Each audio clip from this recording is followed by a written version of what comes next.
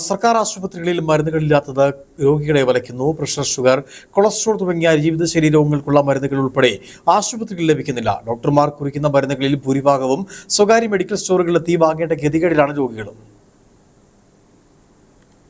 സാമ്പത്തിക പരാധീനതയിൽ നട്ടം തിരിയുകയാണ് സാധാരണ ജനങ്ങൾ. വിലക്കയറ്റം മൂലം പൊറുതിമുട്ടിയ ജനങ്ങൾക്ക് രോഗം വന്നാൽ സർക്കാർ ആശുപത്രി ഉള്ളതായിരുന്നു ആശ്വാസം. എന്നാൽ ഇപ്പോൾ അത്ര ആശ്വാസകരമല്ല സർക്കാർ ആശുപത്രികളുടെ അവസ്ഥ. മരുന്നിൽ 1/3 പോലും സർക്കാർ ആശുപത്രികളിൽ ഇല്ല. സർക്കാർ മരുന്നുകൾ ആശുപത്രിക്ക് വിതരണം ചെയ്യേണ്ട ജില്ലാ കേന്ദ്രങ്ങളിൽ മരുന്നുകൾ എത്താത്തതാണ് ആശുപത്രികളിൽ മരുന്ന് ക്ഷാമം ഉണ്ടാകാൻ കാരണം. മുൻ സർക്കാർ മരുന്ന് കമ്പനിക്ക് വൻതുക നൽകാനുണ്ട്. അതാണ് കമ്പനികൾ മരുന്ന് വിതരണം ചെയ്യാത്തതെന്നാണ് UDF കേന്ദ്രങ്ങൾ പറയുന്നത്. എന്നാൽ കുറിക്കുന്ന മരുന്നില്ലാതെ വരുമ്പോൾ രോഗികൾ ജീവനക്കാരോടും ഡോക്ടർമാരോടും തട്ടുകയറുന്നതും പതിവായിരിക്കുകയാണ്. സ്വകാര്യ മെഡിക്കൽ സ്റ്റോറിൽ പോയി വൻതുക വാങ്ങിയാണ് ഇപ്പോൾ രോഗികൾ മരുന്ന് വാങ്ങിയ രോഗങ്ങൾക്ക് ആശ്വാസം കണ്ടെത്തുന്നത്.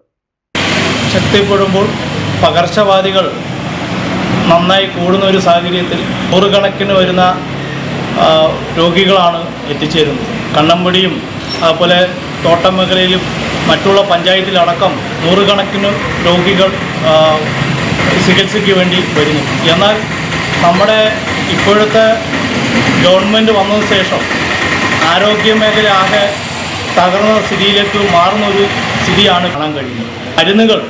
മരുന്നുകളെല്ലാം പുറത്ത് കുറിച്ചു കൊടുക്കുന്ന സ്ഥിതിയിലേക്ക് നമ്മുടെ ഉപ്പാറ PIC അടക്കം നമ്മുടെ പ്രദേശത്തുള്ള മുഴുവൻ ആശുപത്രികളും അത്തരത്തിലേക്ക് മാറുകയാണ്. ഈ രോഗങ്ങൾക്ക് പോലും ഇപ്പോൾ നമ്മുടെ ആശുപത്രികളിൽ മരുന്നുകളില്ല.